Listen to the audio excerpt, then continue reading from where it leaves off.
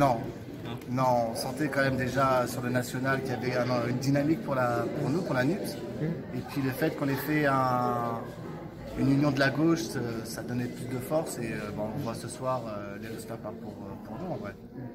Donc non, c'est quelque chose. On n'était pas certain, on était impatient d'avoir la confirmation de ce qu'on attendait. Là, pour la semaine qui arrive, vous avez prévu des placements particuliers ou vous ne savez pas encore ce qui... Non, on va pas faire que. On va rester à ce qu'on sait faire le mieux, c'est le terrain.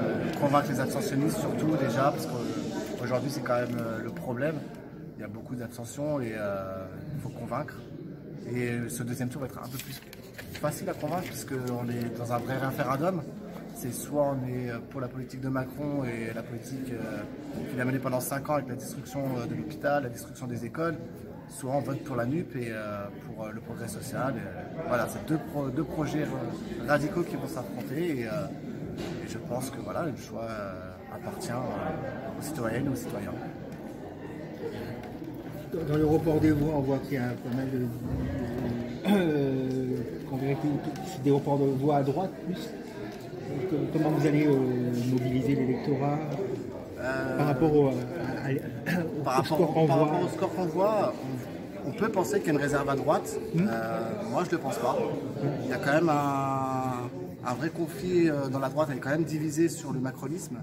Et il y a quand même une grosse proportion aussi au dégagisme macronien. Donc, moi, j'appelle qu'on soit de gauche ou de droite à voter pour faire partir Aurore Bergé de la circonscription et donner un nouveau souffle, une nouvelle dynamique pour la 10e circonscription des Yvelines. Je pense que c'est possible aujourd'hui d'avoir un député de gauche et pour le peuple. Et lors de la campagne, quelles sont les idées que vous allez mettre en avant, les projets que vous allez mettre en avant plus que d'autres Je pense qu'on va rester, on va rester un petit peu sur ce qu'on a déjà dit, c'est-à-dire le SMIC à 1 500 €, la défense des services publics. Et puis voilà, et puis on voit aussi par rapport à ce que nous disent les gens, on essaye d'être plus à l'écoute des gens et d'adapter aussi notre programme. C'est le plus important. La politique, c'est au service des autres et non pas le service personnel. Et le programme part pour ça, donc je pense que c'est important de pouvoir justement rencontrer plus de gens possible. On voit sur le secteur, localement, c'est la santé. Tout à fait.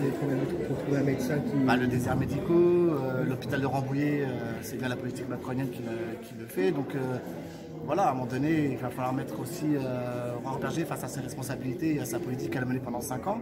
Elle porte le bilan du président, donc il faudra qu'elle nous explique comment elle peut changer pour une élection alors que pendant 5 ans elle n'a rien fait, même sur le climat, parce qu'elle est quand même condamnée 2 fois pour inaction climatique. Et il y a la question, il y a l'alliance avec les écologistes. En fin de campagne, des figures comme David Juttier vous ont soutenu.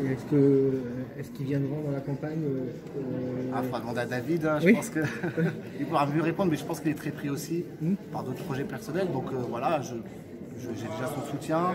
Le soutien des écologistes est important pour nous parce qu'on a quand même un programme écologique.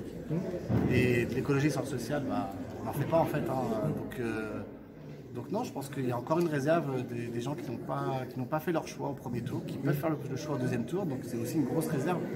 Je crois qu'on est à 52% d'abstention nationale, à peu près. Donc je me dis que voilà, il fallait convaincre ceux qui ne sont pas pu se déplacer aujourd'hui. Merci beaucoup.